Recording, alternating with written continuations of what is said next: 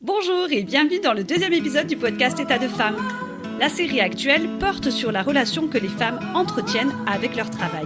Vous allez entendre le témoignage d'Evelyne, une camarade rencontrée dans un collectif d'habitants. Evelyne nous propose de porter un regard sur sa situation actuelle en tant que femme retraitée, mais aussi d'interroger son vécu en tant que femme travailleuse. Selon les chiffres de la DREES, la Direction de la Recherche, des Études, de l'Évaluation et des Statistiques, en 2021, il y avait 17 millions de personnes retraitées.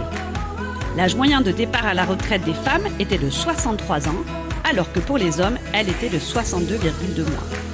Selon le dernier rapport annuel du Conseil d'orientation des retraites, en date de juin dernier, la pension versée aux femmes était en moyenne de 1 180 €, alors que pour les hommes, elle s'élevait à 1 950 € en moyenne. Un écart de près de 800 €. Evelyne, une femme retraitée, une vie de liberté. Bonjour Evelyne, sois la bienvenue dans ce podcast État de femme. Est-ce que tu peux te présenter à nous, s'il te plaît ? Alors, je m'appelle Evelyne, j'ai 68 ans. Je vis avec mon mari depuis 49 ans. Nous avons 3 filles et 4 petites filles, nos bonheurs. Je suis à la retraite depuis 12 ans. J'ai eu la chance de pouvoir la prendre à 56 ans. Et comment te décrirais-tu actuellement ? Retraitée heureuse. Et dis-nous Evelyne, est-ce que tu penses que ton statut de femme a une influence sur ta condition de retraitée ? Ah oui, tout à fait. Du fait que j'ai fait 3 enfants, 3 congés mater, évidemment. Donc, j'ai pas avancé comme j'aurais pu si j'avais pas eu d'enfants du tout. Donc, à la retraite, je me suis retrouvée avec une retraite beaucoup plus petite que je m'attendais. Et puis, au niveau... Quand on revient de congé maternité, je sais pas, ils ont l'air de croire qu'on est diminué par ce qu'on a subi. Donc ça me mettait très en colère. Et surtout pour la 3e, parce que ma 3e fille, je me suis arrêtée un peu plus de 3 ans. J'ai attendu qu'elle rentre à l'école pour reprendre le travail. Alors là, quand je suis rentrée, ça a été le choc. Hein. Bon, évidemment, tout avait changé. Et en plus... Oui, t'es considéré comme quelqu'un qui va être souvent arrêté parce qu'il a 3 enfants. T'es considéré comme quelqu'un qui pense plus à sa famille qu'à son travail. Donc ça m'a causé beaucoup de soucis. Dans les propos d'Evelyne, nous entendons clairement comment sa situation familiale, son statut de mère notamment de 3 enfants, a eu une incidence directe sur le développement de sa carrière professionnelle. Et cela impacte directement le niveau de retraite qu'elle a actuellement. Evelyne, est-ce que tu peux nous dire maintenant si tu penses que ta situation de femme retraitée a une influence sur la relation à tes enfants, ou bien à ton compagnon, ou bien à tes amis ? Oui, tout à fait. Alors, dans le côté positif, chic mamie, elle est à la retraite, elle va pouvoir garder les enfants. Chose que j'adore, hein, ça n'a pas de problème. Hein. Que ce soit papy ou mamie, les filles, elles viennent très très souvent à la maison. Quand on était en région parisienne, qu'il y avait une petite de malade, évidemment on l'avait. Même si mes filles habitaient une à 70 km, une autre dans les Vosges, elle se débrouillait à nous amener la petite pendant le week-end et on la gardait tout le temps qu'il fallait. Et puis la 4e petite fille, je l'ai gardée depuis sa naissance, pour ainsi dire. La relation avec mon mari, quand on s'est retrouvés tous les deux à la retraite, la première année a été un peu difficile. Parce que quand il voulait manger, j'avais pas envie. Quand il voulait sortir, ou quand je voulais sortir, lui, il avait pas envie. Bon, il a fallu une petite année quand même pour qu'on arrive à se mettre d'équerre. Ce qu'on a trouvé comme solution, on a gardé nos activités chacun déjà. Et puis après, ça s'est arrangé tout seul. Ça a été. Mais faut compter une année. Et quant à mes relations avec les amis, ceux que j'avais au boulot, ça s'est estampé au fur et à mesure des années. Bon, j'ai changé d'amis. J'ai une amie que j'ai depuis 30 ans parce qu'on habitait le même village, qu'on avait des enfants, qu'on se voyait à la sortie de l'école. Et par chance, elle a déménagé dans le coin, donc on continue à se voir. Sinon, voilà, c'est tout ce que j'avais à dire sur ce sujet-là. Evelyne nous explique bien comment, en tant que femme retraitée, dite mamie, elle joue un rôle très important auprès de ses enfants et notamment de ses petits-enfants. Cette recomposition dans la famille propose et permet d'avoir un cadre rassurant en termes de garde, de soutien familial Et cela me semble très précieux. Concernant les relations amicales et les relations de couple, Evelyne, ce que tu nous dis, c'est que finalement, pour maintenir un bon équilibre dans ton couple, vous avez fait le choix, l'un et l'autre, de garder un espace pour vous et de garder vos habitudes et vos activités respectives afin de vous préserver chacun à votre place et dans l'unité du couple que vous formez. Concernant les relations amicales, on voit bien à travers ton discours comment ton statut de femme travailleuse a une influence sur les relations amicales que tu peux avoir, c'est-à-dire les relations finalement que tu lies, que tu noues à travers ton activité professionnelle finissent par se dissiper de la même manière que le travail s'estompe et tu développes d'autres amitiés liées à ton nouveau statut actuel de femme retraitée.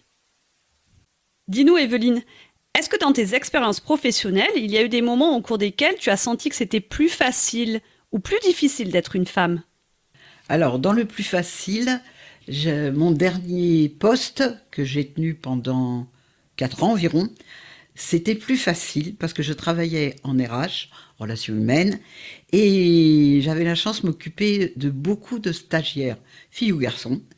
Et je sais pas, je m'y sentais à l'aise. Bon, je me suis fait critiquer par des collègues parce qu'ils trouvaient que j'étais trop maternelle. Mais par rapport aux stagiaires, ça se passait, c'était un rêve, quoi. Ils savaient que j'étais là, ils m'appelaient, ils m'écrivaient. J'ai eu des super cadeaux quand ils sont partis de leur stage. Ils ont dit qu'ils avaient eu une très très bonne approche à cause de moi. Donc j'étais fière. Quant aux difficultés, ben, c'est ça. Les collègues trouvaient que j'étais trop près des stagiaires, trop maternelle, trop... Mais bon, je m'en foutais, je faisais mon boulot quand même. C'est très intéressant ce que tu nous dis là, Evelyne, parce que finalement, toi, en tant que femme, tu te dis que incarner tes missions et tes fonctions avec ce que tu es, ça serait être bienveillante, respectueuse des salariés que tu as en face de toi et tenir bon quand tes collègues te disent effectivement que ce n'est pas la bonne posture à tenir. Evelyne, comment toi, en tant que femme, tu as choisi d'incarner ta fonction et tes missions ? Et ben voilà, c'était là le problème, parce que je suis un peu trop éponge et j'avais énormément d'empathie. Et il y a des fois où j'ai été très vexée, très chagrinée, très soucieuse, parce que je voyais que le jeune ou la jeune ne se sentait pas bien pendant son stage, donc j'allais à la pêche, malgré que c'était pas mon boulot du tout. Mais c'était plus fort que moi, il fallait que j'aille l'aider. Ça fait partie de mon caractère, hein, je crois. Evelyne, est-ce que tu peux nous parler du regard que tu portes aujourd'hui sur la relation entre les femmes et le travail ? Alors, en comparant avec mes 3 filles, bon, il y en a une, elle peut faire du télétravail. Malgré que ce soit quand même une contrainte, elle peut aller chercher ses filles à l'école, elle peut gérer un peu mieux sa situation, que quand elle part travailler au bureau, bah, c'est 8h30, 8h le soir, c'est pas la même. Hein. Je pense qu'elles sont encore plus stressées qu'on était. Malgré le télétravail et ses effets positifs. Du coup, comment tu expliques ça, Evelyne ? Toujours courir, elles sont toujours en train de courir. C'est la cavalcade continuelle. Je l'ai vécu, mais je trouve que c'est encore pire. J'ai l'impression, en tout cas. Elles sont toujours en train de courir après le temps, après les activités des enfants. C'est difficile. Hein. Et tu penses que c'est dû à quoi, toi, Evelyne, cette accélération ? On leur en demande de plus en plus. Tout en ayant le même salaire, ça j'ai bien entendu de la part de mes 3 filles, le même salaire et plus de boulot. Donc automatiquement, plus de temps, moins de temps avec les enfants, la maison, etc. Selon toi, Evelyne, quelle émotion rattacherais-tu à ton ancienne activité professionnelle ? Je stressais quand même. Je pense que je voulais aller au-dessus de mes limites, donc je stressais pas mal. J'ai eu aussi le fait que, pour des petits détails, tu vois, par exemple, des trucs tout bêtes, distribuer les feuilles de temps. C'est ce qu'on avait fait comme temps tout au long du mois. Bah, si quelqu'un les prenait pas pour les rendre aux gens, eh ben, ils restaient là pendant un mois sur le bureau. Donc, je les prenais. Donc, tu vois, c'est un détail, mais il y en a eu plein d'autres comme ça. J'ai aussi fait les remboursements de carte Orange à l'époque. Ça commence à être vieux, là, ça n'existe plus. Si tu rappelais pas aux gens, attention, vous m'avez pas envoyé votre demande de remboursement, ils l'avaient pas. toute façon, ils venaient râler. Alors, valait mieux les prévenir en avant, alors que j'ai plein de collègues qui refusaient de faire ce genre de choses. Moi, ça ne me dérangeait pas. Alors que nous étions sur le point de clôturer ce podcast, Evelyne a choisi de nous livrer un dernier épisode concernant sa vie au travail. Elle nous raconte un moment de sa vie de femme travailleuse plutôt douloureux et plutôt encore actif aujourd'hui. Elle nous parle de discrimination, de corps, de rapport au corps et de l'incidence que ça peut avoir quand on est une femme avec une corpulence pas très ordinaire. Certainement en 93 ou 94, il y a eu ce qui s'appelle, à la régie de transport où je travaillais, un nouveau service en station, on disait. Donc, on nous a permis de travailler que du matin, c'est-à-dire de 5h15 à midi et demi, ou que de nuit de 18h à 1h20 du matin, où il y avait déjà les mixtes qui travaillaient de midi à 18h30 environ. Donc cette année-là, Monsieur Pons, qui était le Premier ministre, vient visiter la station République. Alors, dans les caisses où on vous vendait les billets, il y avait une de mes collègues que je connaissais depuis un bout de temps, qui habitait le même village que moi, qui était donc à la caisse en poste, parce qu'on avait tous les jours, on pouvait changer de poste, ou on les avait sur notre semaine. Le matin, elle arrive, elle met sa caisse en route, faut qu'on compte les fonds, les billets, les machins, tout ça, on a un tas de trucs à faire.